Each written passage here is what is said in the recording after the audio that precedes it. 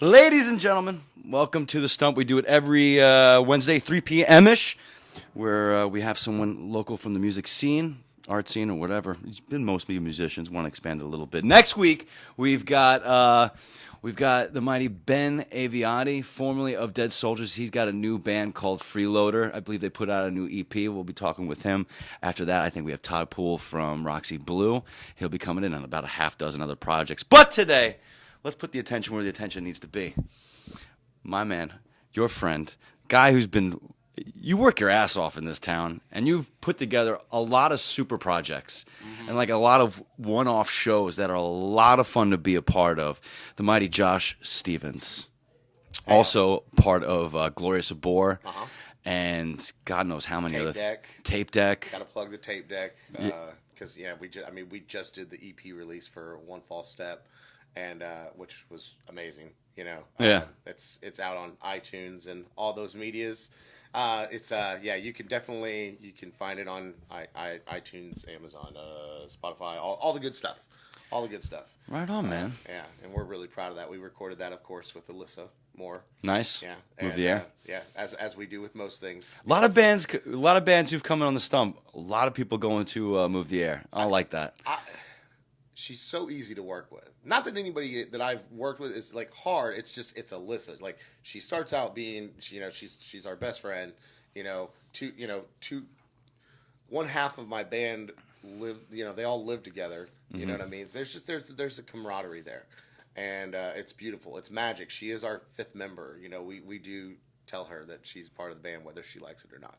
So she's been, if you're following her on social media, she's been doing these funny videos she's got a bunch of fake mustaches, and so she goes into bro mode, and she just starts pointing and like, you know what these knobs do? Oh, I've seen them. You know what these knobs? Oh, you know what they do? And oh, these are your boyfriends? Pointing at all guitars. I'm telling you, I won't do it justice, but you gotta follow her on social media. She's hysterical. Yeah, it's wonderful, and I'm very excited to see how those are going to evolve. Well, today I got a kind of exciting announcement. Actually, you mentioned it before, but I love talking about it. I had the pleasure of being a part of it one year, and every city does it. And we talked about it last year because I was like, Josh, have we had you on the Stump before? And you're like, no, yeah. We just talked last year about the same time. I'm like, all right, cool. Yeah. But you're gonna do The Last Waltz again. Yeah. Now, if you're not familiar with The Last Waltz, it was a film in 1979 that Martin Scorsese, of all people, directed, and it was in San Francisco, Thanksgiving. Winterland. Yep. Thanksgiving Day. Thanksgiving Day. I mean, what we talk like the band was like the band was the backing band, and it was Neil Diamond, Neil Young, Van Morrison, Joni Mitchell, Bob Dylan. Eric Clapton, Paul Butterfield. Dr. John. Yeah, Dr. John. Yeah. And so so I knew. I didn't really know I knew about it. I moved to Atlanta about 12 years ago, and a friend of mine, I was getting my life together, and I didn't know how to go out in public without like getting absolutely blackout drunk. And he's like, "Come with me, we'll hang out. I'm going to take you to a special show." Yeah. Because it was like it's Thanksgiving, it's family time. Everybody's kind of like either avoiding each other or haven't seen each other in a minute. And he takes me downtown to Smith's Old Bar in Atlanta, and it's the Last Waltz Ensemble. And it's just a whole bunch of musicians. And it blew the doors off, man. Yeah. It blew my mind. So when moving here, you put this show together, and it's the same thing, and it's grown over the years. It has. Last year was the biggest that we had. I think we had, I could be wrong. Somebody correct me if I am, but I think it was either 28 or 32 people on stage at one given time, at any given time. With 32 people on stage at the same time? Yeah. The first year we did it, us, Glorious Abor, Heels, Chinese Connection, Dub Embassy have been, the integral parts of the show since its inception. Have been there every year, and we've done that, and obviously it's expanded.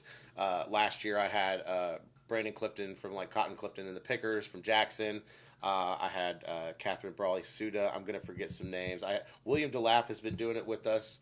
And Will plays, washboard with Wayland Banshees. Yeah. And I feel like such a jerk because, and Will testify to this, is that like there's even times where I've been so nervous on stage and I'm introducing everybody in the band, but I never see Will. They're always behind me, and so I forgot them. So I'm plugging them now, so lest we don't forget. Yeah, well, keep track of all those names. We were talking about off camera about how bad we are with names. Yeah. I mean, it's just and you could be 2 feet away from me, and I might know your name. I just don't see. I think just us as musicians, or just entertainers, performers, whatever you want to consider yourself, it's easy to kind of you get the. Like a truck driver has the blind spots, you know what I mean? And whether it's verbal or visual or whatever, it's a thing that happens. It's kind of messed up because I call it name anxiety. Yeah. So like I'll know you for years, but I just won't know your name. Yeah. At like any given point. Do you do the thing where like when you shake someone's hand and they tell you their name, do you forget instantly? Instantly. Yeah. There's a meme where it's like somebody. It's a meme. It's like someone sitting at a kitchen table, and it's like me when I meet someone new and get a name, and then they put a plate down, and the person just grabs the plate and throws it across the room, because that's essentially what I'm doing. And I don't mean to do it, but I'm so wrapped up in my own head any given moment. I'm just like, cool. They say that there's an exercise where you say, like, they tell you your name, you go, "Hi, Josh. Good to meet you, Josh." Yep. Josh, what are you doing today, Josh? Yeah. And you say it like 4 or 5 times. Before It's you supposed ever to give them your name, say their name 3 times. Yeah. It's like, "Hi, my name's Margaret. Margaret, pleasure to meet you, Margaret. Margaret, my name's Josh." And then and then let them decide if they can remember. But the your squirrels in my head won't let me do that, and I'm lazy, so I don't. I don't know. Maybe if I was in charge of a Fortune 500 company or something like that, it'd be like there could be millions of dollars on the line on this one, but not today. There's the old saying or adage, whatever. It's like if you want somebody to remember your name, owe them money. Oh, so it's like every time you meet somebody, if you just give them a 5 or something like that, I bet you'll remember their names. Yeah, dude, that's actually a really. You'll be seriously poor though. Yeah, if you got money to be handing out 5s, I don't know, but people just try $1.50, maybe give it some odd change. Some loose people change. will be handing out drugs like they have like 5s in their stuff in their pocket all the time. You remember their name, that's for sure. I don't remember those names either. Oh man! So what's the date for the show? Okay, so it's November 30th this year. Okay, it's going to be at the High Tone, big room. So with Black Lodge now open, we just recently did the Thor show there with Glorious War opening, and so what we're trying to do this year is we're going to do it different. We always try to change it up every year, but this year.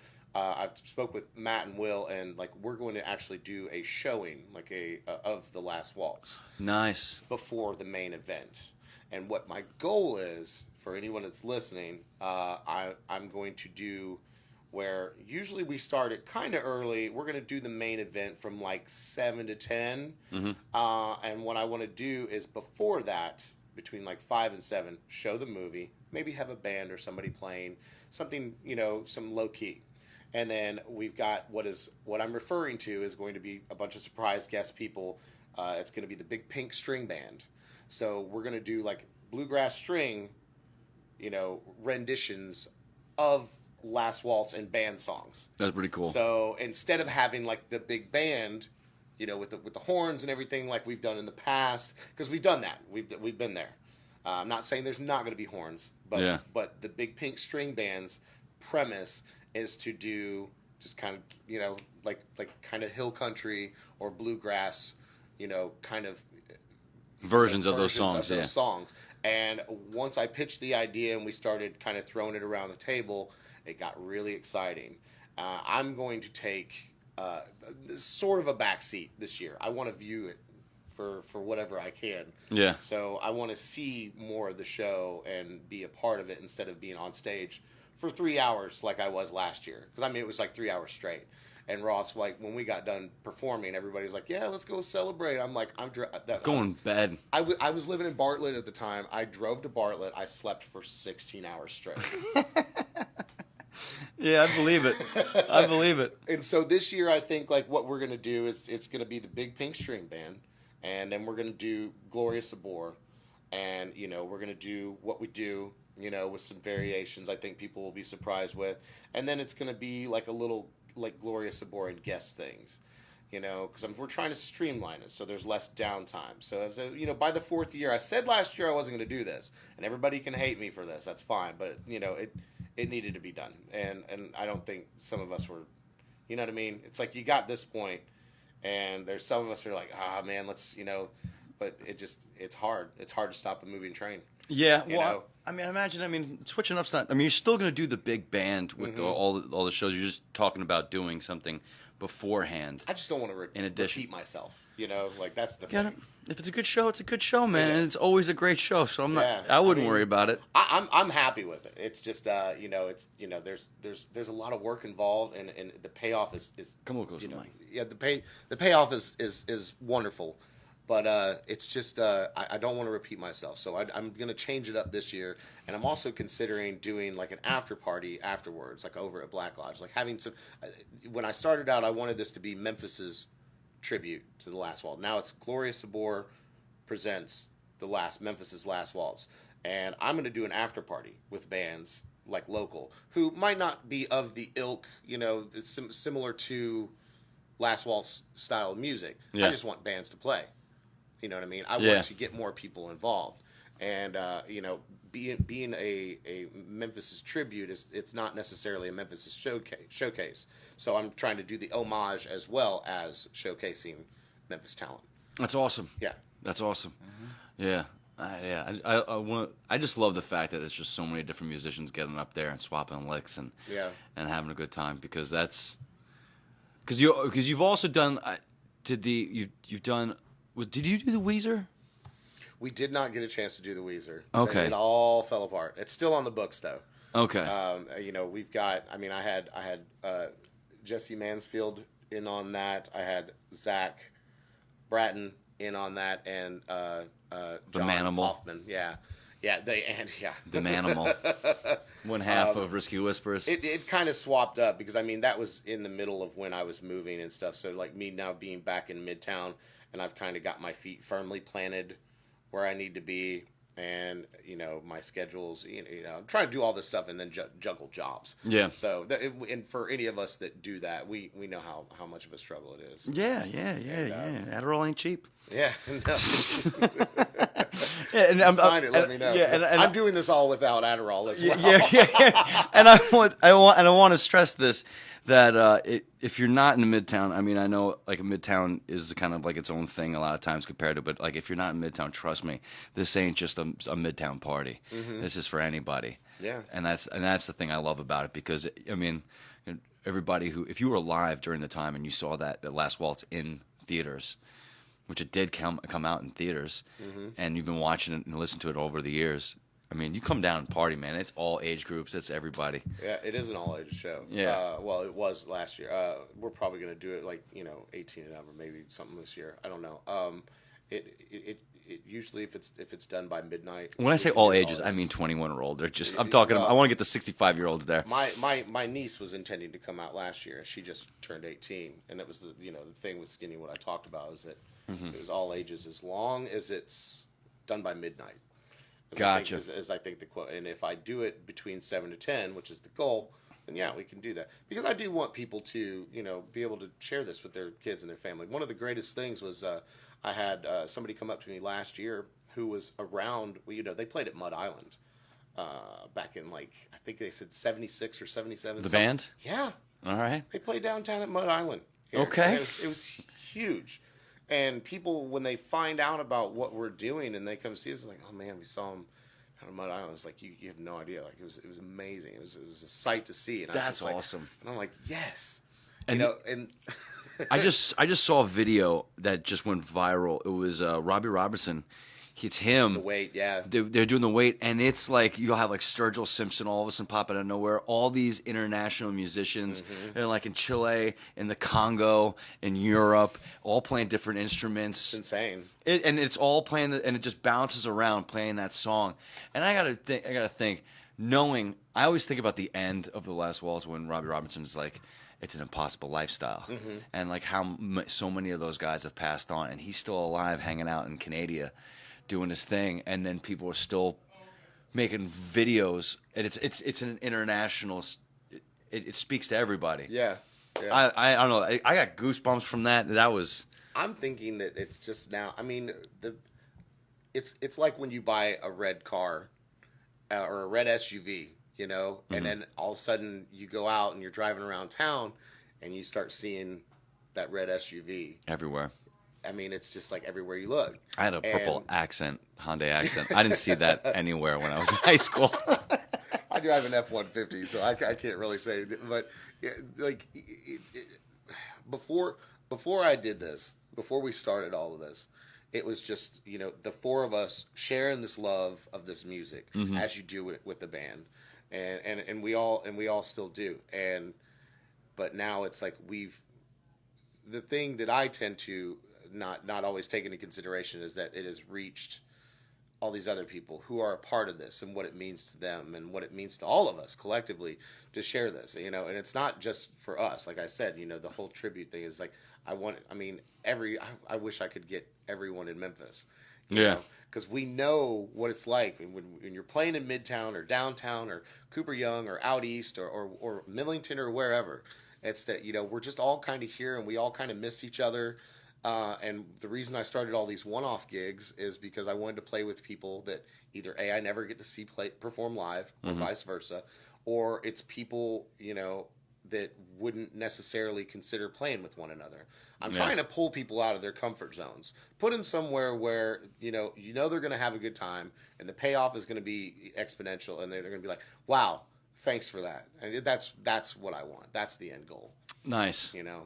Yeah, pushing people outside their comfort zones, man. That's Well, because we all do the same thing. We know the same group or crew of people, and we could intersect between different groups or crews, but it's like we always kind of fall back to the same people that we know and or used to, but I'm not like that. So yeah, I mean, that's not. It's tough, and especially when people book shows. I mean, you know, whether you're a nationally touring act or you're local, sometimes they just kind of stack the bill with bands that all kind of sound alike. Yeah. So it's kind of, sometimes it's hard if you're gigging with, you know, bands that sound exactly like this, like you are. You're not gonna get like the, you know. It's a mixed genre show doing the songs that man, that's awesome. With, you know? I love it. When I saw The Last Waltz in Atlanta, they did a reggae version of Van Morrison, and I was like, what is this? Yeah. That was awesome. That's why when Chinese Connection Dub Embassy joined in, I was like, all right. Yeah, doing When I Paint My Masterpiece is still, to this day, one of the highlights.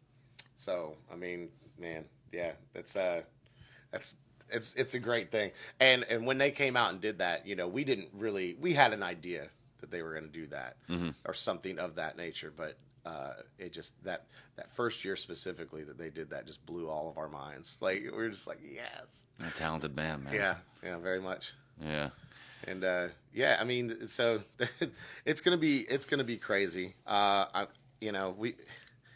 really looking forward to this year because instead of it's gonna be a lot looser. Yeah, you know, because I've definitely. This is year 4. This is year 4. Yeah. Yeah. Yeah, I'm about to say at this time. I mean, it's kind of like, after you have your 4th kid, you're just like, whatever. Yeah, you just name them.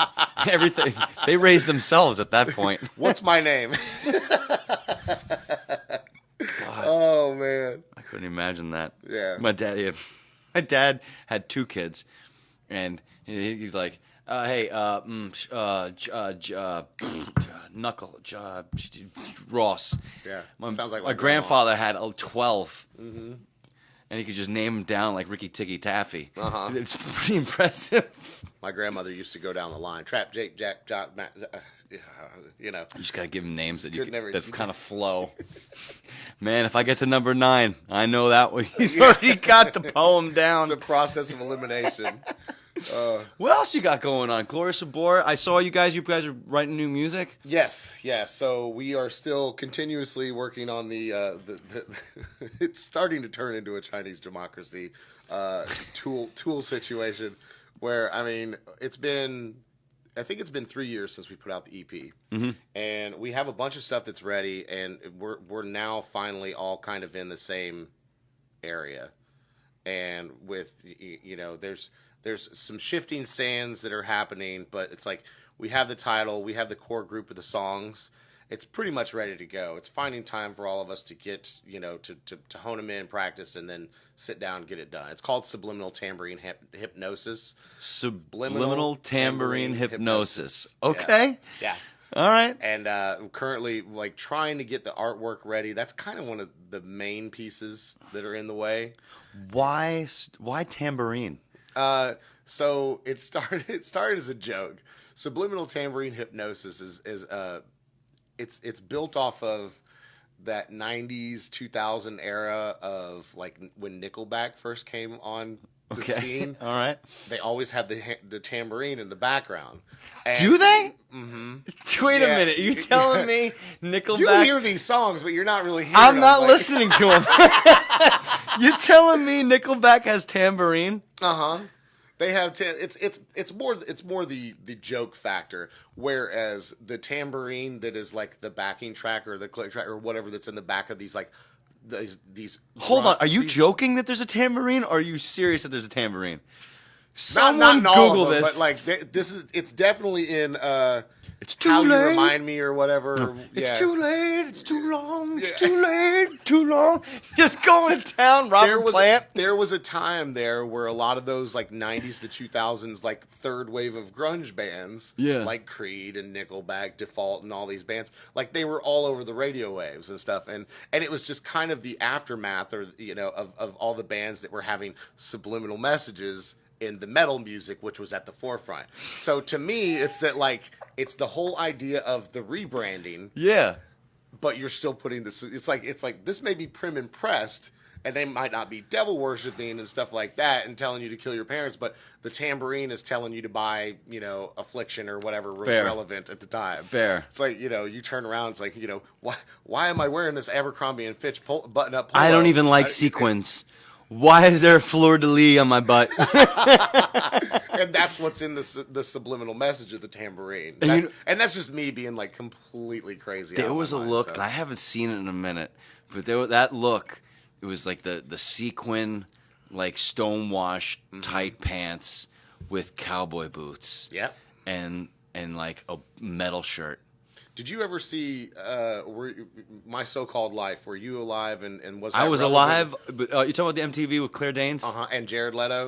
You remember That's right, Jared Leto was. You remember the way Jared Leto, like, think for a second about the way he looked in that show. Like, he always had like the green kind of like the olive green. All I know very is pale and like the straight hair, like long bowl haircut. Yeah. Like, that was Scott Stapp in the beginning of Creed. Okay. And it's like he saw that one day. He's like, "Yes, that's me. Like, that is me." Dude, I don't.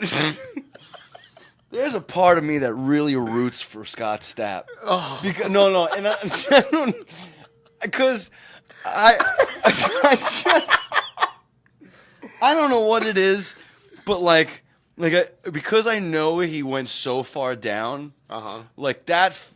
Like watching him crash and burn was kind of enjoyable because he kind of, I don't know why, I don't even remember what it was, but I just knew, oh yeah, he's a douchebag. But then all of a sudden I'm like, man, that sucks, man. I always root for the rebound. Yeah. I root for the rebound, and then I saw a video of that last tour that Creed did.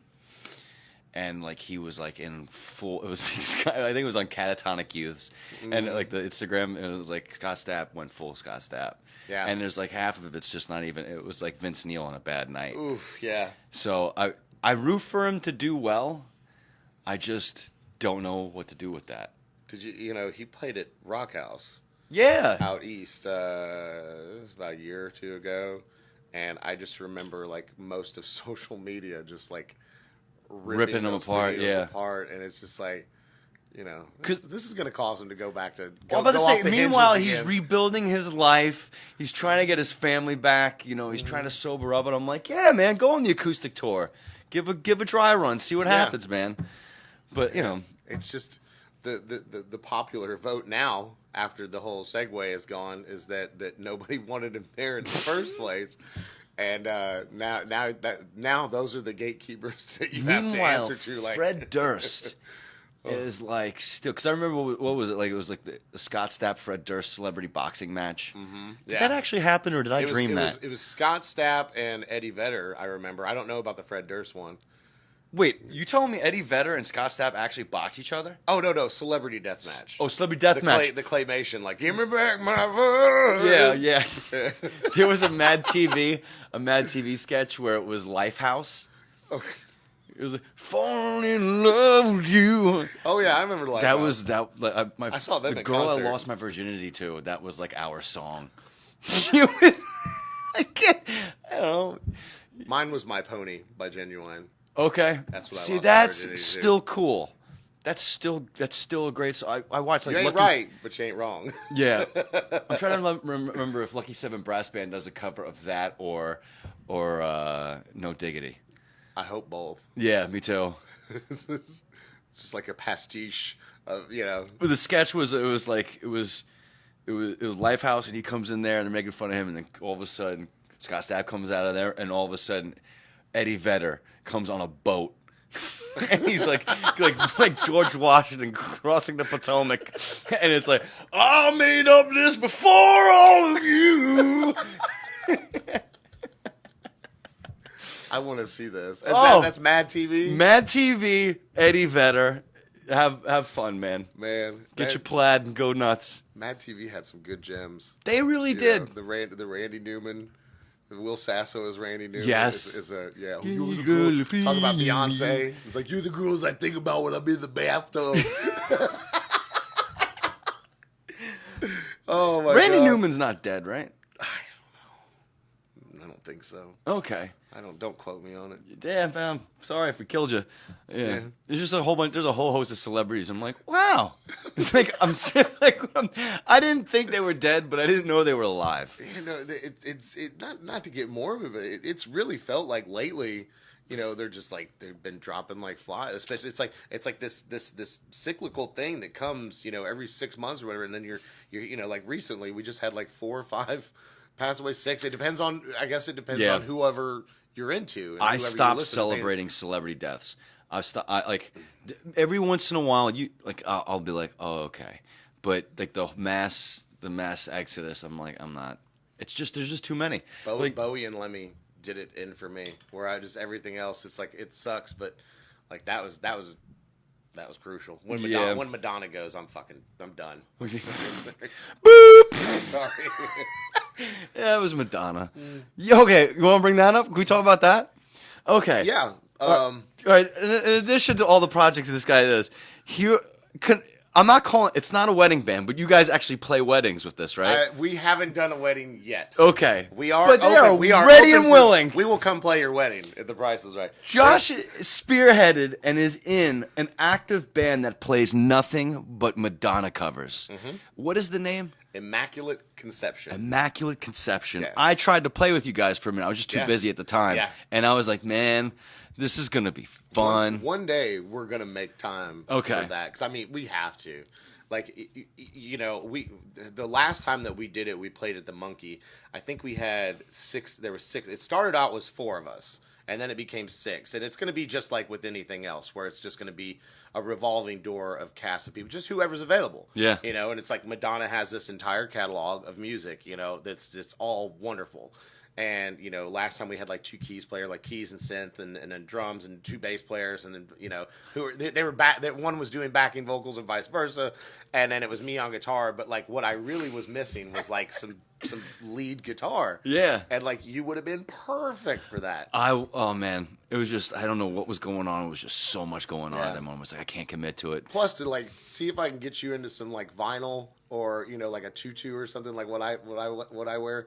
Ross, you know, put the dress on, get the bandana and the I wear a dress, no problem. Yeah, same, dude. I don't get what all the like guys are scared of wearing dresses, or guys are scared of guys that wear dresses. Because if you look back through history, Romans wore togas and dresses. Mm-hmm. There was like the what is it? I mean, all of Africa was wearing they're still wearing robes. Mm-hmm. The Scottish wear kilts. Yep. This is nothing new. This is nothing new. This is people bringing back puffy socks from the 80s. That's what this is. You know, and even like, you know, the cultural bias aside, if you've ever, as a musician, we sweat. And it's hot up there. Dude. The ventilation prospects is insurmountable. Like, you just, like, you sit up there. Like, I do the tutu, like, the whole, like, the 80s MTV Music Awards, you know, like a version where she comes out with the dress and it's all white and stuff. And I'm just, like, everything's, like, it's well ventilated. And I'm kind of a chubby dude, man. And like, but the like, chafe is real. I'm breathing. And I'm just like, God. I mean, and especially in the South, I get why women have to wear dresses sometimes with the breeze because, I mean, if you're not careful, it'll turn like to a Lamar pothole if you're not careful. you need that ventilation. Yeah, it comes in handy. That's for sure. Yeah, I wear a dress for Immaculate Conception show. Yeah. Well, so speaking of which, we're doing this this New Year's thing at Black Lodge. Oh, we're on New Year's now? I mean, well, let's do it. You know, there's a potential it's going to be GA, but if it doesn't work out, Gloria for them, Sabor. Gloria Sabor, sorry, it's going to be Gloria Sabor. If that doesn't work, you know, always that's in line will be the Immaculate Conception. Gotcha.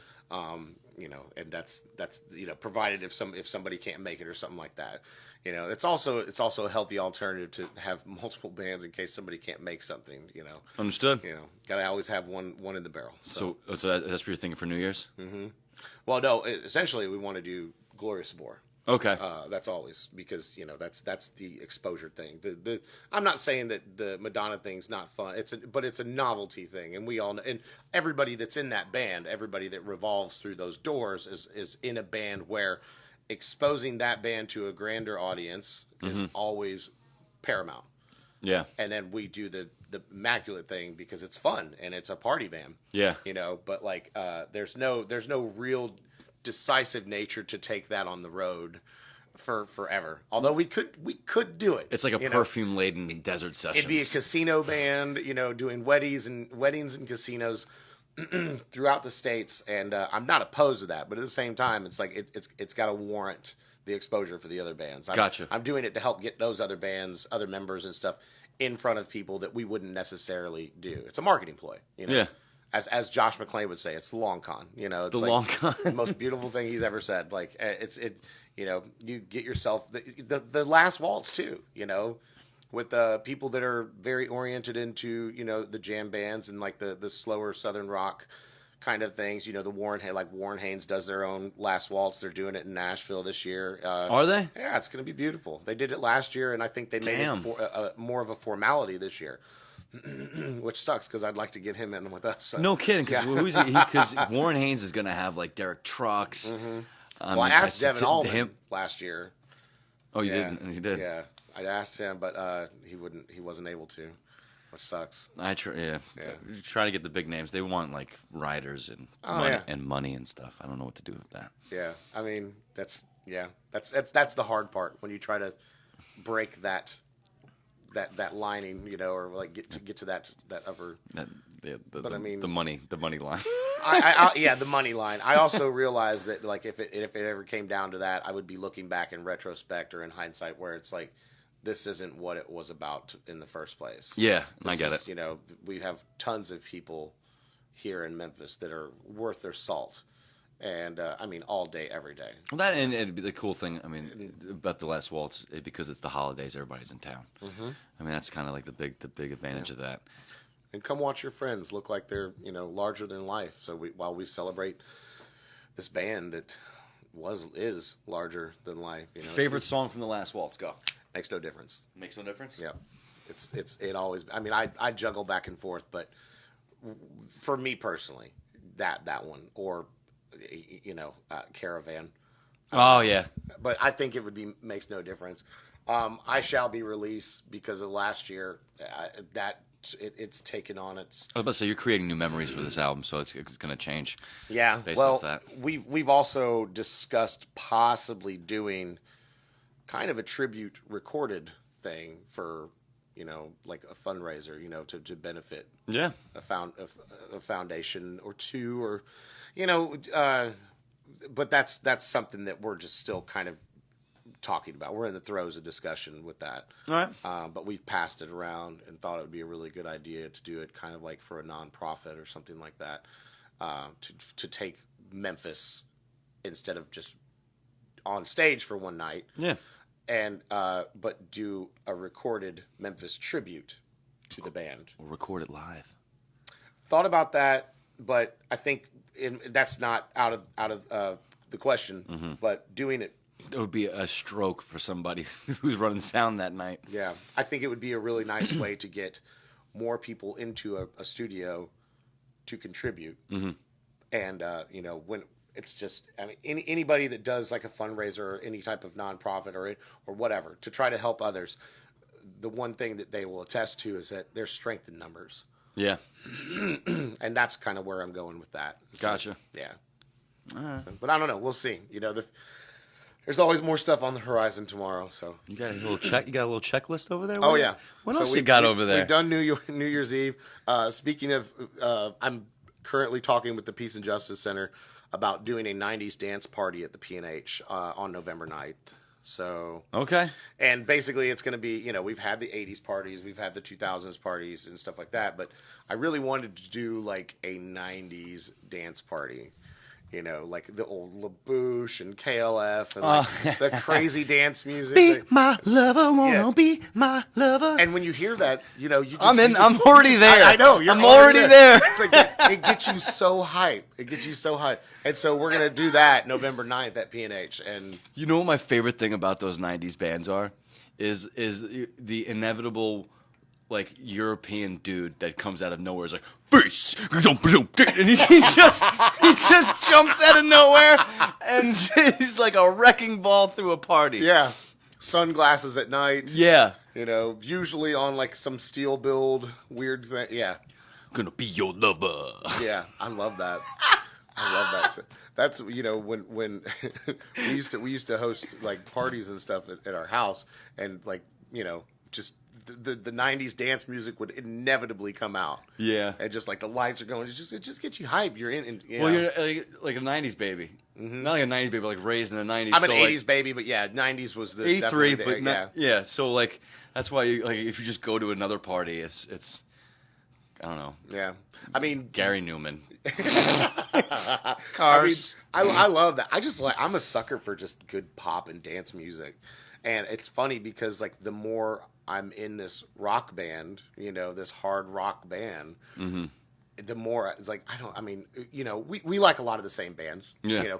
The Sword, Clutch, all that stuff, and I still really much love those bands. But what I'm sitting at home listening to, Ross, is like this weird, indie pop, like electronic or old 80s music, 90s dance music and stuff, like unapologetically listening to Bananarama all day long. I have a playlist on Spotify called Guilty Pleasures. Mm-hmm. And it's just, Belinda Carlisle, Madonna, all this stuff. And because I don't know, like it's like... That's the shit that I listen to. Sorry, that's the stuff I listen to when when I'm going, when it feels like we're just here. We're not sponsored by a children's hospital yet, so we're good. When I'm going to the gym and stuff, like that's the stuff I'm putting on. That's my hype music. Yeah, they don't know that you're listening to Black Eyed Peas, but you are. Black Eyed Peas. They're rap for people who don't like rap. They're rock for people who don't like rock. Yeah. What was it? What was the? Oh man, I was thinking about this thing about. Yeah, I forgot it. It was just there. It'll come back around. It'll come back around. Yeah. Because it was. I interviewed, what's his name, Keith Buckley from Every Time I Die once, mm-hmm. and I was asking him, I was like, so what's in your playlist? What do you listen to, on the side? He's like, and first thing, like just straight through my skull, oh, Rufus Wainwright, and I was like, what? Yeah. I was like, okay, are you crooning people? Like, and then like Rufus Wainwright did like the Kennedy honors. Mm-hmm. Singing, I think he was doing. Was it Led Zeppelin, or was he singing like Frank Sinatra or something? But I don't know. But it was beautiful. Mm-hmm. It was just classy, and I was like, man, I never listened to this guy. We have this playlist. I'm very ambitious when it comes to things. And it's like there's this playlist that we have on Spotify, it's Gloria Sabor potential covers, and it's got like Bobby Caldwell, Aaron Neville, Ollie Nightingale, Temptations, Four Tops, stuff like that. Yeah. Like real sultry, like old soul R&B and some newer stuff. And it's just I can't get over, like, that's what we sit and like Taylor and I are sitting around just talking music and hanging out, and like that it always comes on. Yeah. It's it's like you are kind of a byproduct of the company that you keep, so like when we're sitting down, it's like we're always listening. I mean, he's from Muscle Souls, and Jason's into all this Memphis stuff too. Like, Jason, your keyboard player, Jason Pulley, yeah, he's in like a half a dozen bands too. Yeah. If I ever have a question about music and I want to listen to something I've never heard before, I just like, Jason, what are you listening to these days? Yep. And he'll just throw out like 6 or 7 names. I'm like, I didn't even. You're making these up. Mm-hmm. Yeah, you would think so. And he's just like, he's not. He's a vast well of knowledge, wealth of knowledge when it comes to stuff like that. Like, he's told me things that just like, blows my mind. I think Kanye should get with him for sampling. Yeah, because I think Jason Pulley has all the records that Kanye can't find. Oh, gosh. In the vault. I think one time, at his old apartment, I think I saw his record collection. But like when he posts things on Facebook and stuff, I'm just like, where did I get? Like, but he's always crafty in finding things like that. Yeah, you need a guy like that. Yeah. Because he's the more adventurous one. I love talking about all of us. I think I like music until I talk to somebody who knows about music, and then I realize I'm just a passive observer. Yeah, that's what it feels like too. And between him and Mitchell Manually, like to be around both of them is that they're just so well developed in the school of music, and Taylor and I are just like. We're the ones with our ears to the ground, like we go out and we hang, and it's this dynamic that works, and this I think it's really beautiful. But yeah, they definitely inform all three of them. I feel like I learned so much from them anyway. Yeah, because Taylor's dialect and the way he talks is he sounds like he's from the 1920s sometimes. Look at all these flappers. Yeah. It's 23 skidoo. On out of here, and it just, it's really good.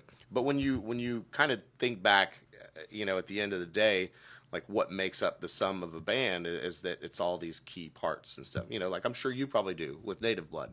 Yeah. You, David, and Wesley, like are all very disparate people. Like, but you share similarities, and I also see a lot of like contrasts. And that's the things that kind of get me off on like music, is that seeing how people work and what makes them so different, because it shows in the music too. I think if you're really out to psychoanalyze something, like we're talking about all these older soul R&B guys who were kind of these key figureheads, like James Brown, for instance. Like he was the mastermind, like he did it, but he didn't write all that music. When you listen to when Catfish and Bootsy were in the band, it's a wildly different band. And that was where he started. Like, you could tell. Have you seen Tales from the Tour Bus yet? No. You need to watch it.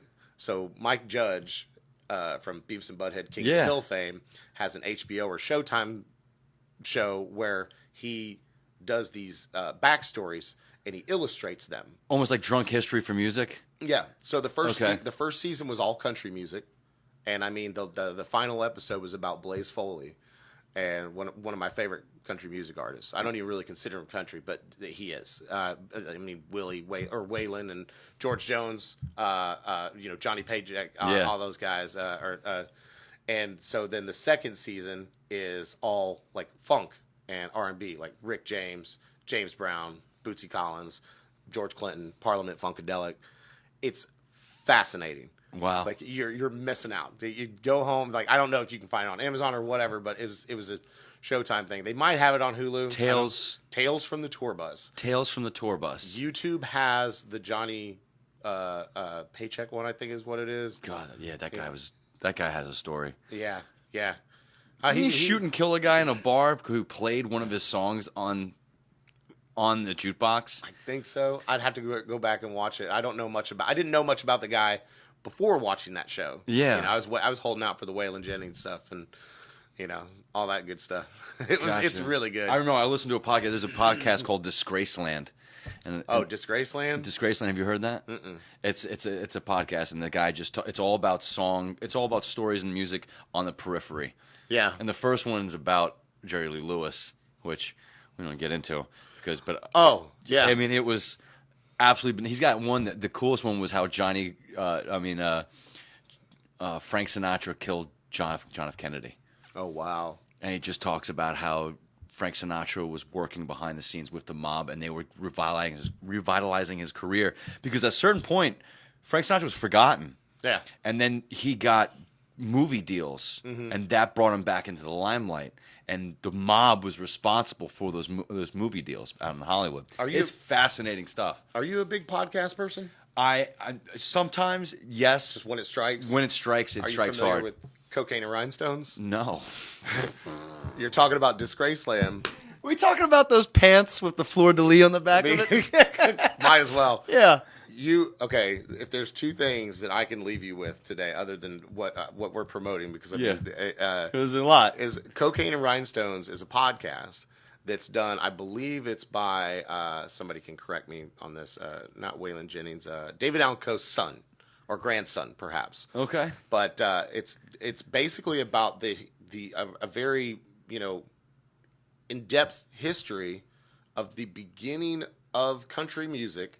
Like kind of where it started, its inception, and I'm talking about like these obscurities where it came from. And I mean, I listened to this with my friend Jeremy and Lauren on the way back from Chicago, and they were talking about this person who was basically doing like throat singing, and like Mongolian. Mongolian. Yeah, but that was like one of the first known recorded kind of country songs. Okay. They might not even have known that they were doing it, and he was extrapolating on like he might not even known it was throat singing, and he just thought he invented this thing. And I fell asleep, and then when I woke up, it was around the time where some of the country artists were killing one another and stuff. But it's beautiful, and I want to go back and listen to it in its entirety. Like a rated R version of the Ken Burns one that's on PBS right now. Yeah, pretty much. Yeah. Okay. I mean, it's wild, and it gets really in depth on some stuff. And I was also informed that gentleman who does Cocaine and Rhinestones has another podcast that's not as good, or maybe not be as good, but like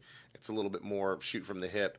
But this is very detailed and in depth, and it's right along the lines of what I suspected the first season of Tales from the Tour Bus. Tales from the Tour Bus, which I absolutely adored. Yeah, I'm checking this out tonight. Yeah, you have to. I mean, the first two seasons, like you can binge watch it, and it's. I got to do it now before Peaky Blinders comes out this Friday. I've never seen it. I have to be picky on what I watch. So. Yeah, if you're a fan of BBC stuff and it's dark, a lot of slow motion walking. Yeah. But I've been really getting into the Wu-Tang. I've heard that one was phenomenal. Yeah, a lot of people are talking about it. I think that's on Amazon, or is it on Hulu? It's on Hulu. Yeah. The series is, and then like the Showtime has the movie, I guess. Okay. I don't know. I just finished Yellowstone, which is, yeah, man. Yeah? Yeah. I want to be, there's a character in it called Rip. Yeah. And I want to be him. It's funny how when I'm out in public or just talking to friends and they're like, have you seen this? Have you seen this? I'm like, I don't have time. Yeah. I have to make time. I have to like stay up late or try to watch an hour or something. Do I want to sleep and be happy tomorrow, or do I want to catch up on that thing my friend said I had to watch? Well, it's like leading a double life, almost like the Superman Batman thing. It's like, how was Bruce Wayne running a billion-dollar corporation and then still fighting crime and escaping death? Adderall. And Adderall. Pharmaceutical, synthetic. Told, he had a bunch of people running his company for him, so he could go and peruse the nightlife, and that's what I'm looking for, is someone to take care of my work for me, so that I can go play music. I need a just that, yeah. A little old that. Looking for an assistant. Yeah, well, that's what you know. What that reminds me of? The story that broke out of Jack White, how he doesn't have a cell phone. Yeah, and everybody's like, "Man, he's so mysterious. He's so artistic." And someone's like, "He's got an assistant. He's got five. That takes all his phone calls and tells him, by the way, you're doing this." Yeah. If he didn't do that, how would he? You can't run a company like that. Mm-hmm. You might be pressing vinyl, but dude, you're sending emails. Have you watched the any of the Third Man kind of videos and stuff, you can find them on YouTube. Yeah, I've watched a couple. Always impressed with them. They're pretty fascinating. Yeah. Like, he definitely he's the popular equivalent to, hipsters living the free life and then, having mommy and daddy's credit card, as everybody likes to gripe about. Yeah. It's like, oh, I don't need this. I get food from a trash can or whatever. It's like, yeah, but I mean, you can call home and get whatever. There's no cell phone. Jack White doesn't have a cell phone. He's so cool. I'm like, there's a freakonomics element to this, and it is he has assistants. Yeah. And if he doesn't, he's like, hey Ross, I don't have assistants. This is all. Do you not have an assistant here? No. What are you talking about? Oh, I'm the midday guy. What are you talking about, assistant? I am the assistant to somebody else. Well, there goes my next question. Yeah, let's steer this back. All right, so Tape Deck. Uh-huh. You have a new EP. What's the name of that? One False Step. One False Step, and you can find that on all streaming platforms. Spotify, Apple, iTunes, all that stuff. Good Okay. stuff. Glorious Abor, working on new music. Yep, Subliminal Tambourine Hypnosis. And but all your existing records are on Bandcamp. I've got the BMI in the works right now. Okay. It's probably going to happen Friday. Go to DistroKid. Just throw it up there. I know. Get in there. I've talked to some other people about that where you didn't have to go to the BMI, but it's time. It's time. It's been 5 years. Yeah. Because I've got some other things in the works too, which we'll save that for next year. So. All right. Immaculate Conception. Yep. Madonna cover band. Yep. Tribute band because you guys dress up. I'm going to call it band. Yeah. And then the last, Glorious Abor. When do you have another show coming up? We're not going to be playing again, I believe, until November 30th for the Last Waltz. Nice. We're going to start rehearsals and everything this month and, brush up in November. It's a long, arduous process. So. Oh, no, I don't know it. Yeah. Getting everybody there, kind of have practice. Plus, playing, leaving shows off kind of garners more interest, and that's going to spend, if we have downtime between the Last Waltz stuff, that's when we'll be writing. So okay, and then Last Waltz, November 30th, High Tone with a possible after party at the Black Lodge afterward. Mm-hmm. And and Last Waltz, the movie, the documentary being shown previously. Oh, so like Black Lodge, string band, then the show, main event, then back to Black Lodge. Man, dude, I mean, it's right there. Skinny and I actually talked the other day about, what it would take to, again, to change it up. Maybe not do it in November. Maybe do it in the summer. Maybe do it like a block party. Okay. Thing. I don't want to do it. I know Lucero's got a block party, but I want to do this in the summer. I want to do it when it's nice out. Mm-hmm. We do it on Thanksgiving because it's important. Yeah, to stay true to form for the legacy. Yeah, but it's like at the same time, it's like, man, I want to do a big show in the summer. And if it's not going to be the Last Waltz, it's going to be something else. So fair. I don't know. We'll see. You better come down here and talk to us about it. Uh-huh. There's so much going on. I just found out that the Antenna Club they're doing a marker for it, and I didn't realize that. Cool. So much going on in Memphis right now. Can't keep track of any of it. It's hard. And I didn't hear about this, but I think they're doing a historical marker in honor of the Antenna Club, and between Murphy's, B-Sides in Minglewood Hall, and Lamplighter, they're just going to have bands going non-stop all day on this weekend, which is like the weekend after Gonerfest. It is just non-stop right now. It's awesome. Yeah. Get out of the house, live a little. Yeah. I thought about throwing something together at P&H for this Saturday because we actually just had to move the karaoke competition to next week. Okay. So the karaoke competition will be on the 12th, which means that we've got an open Saturday.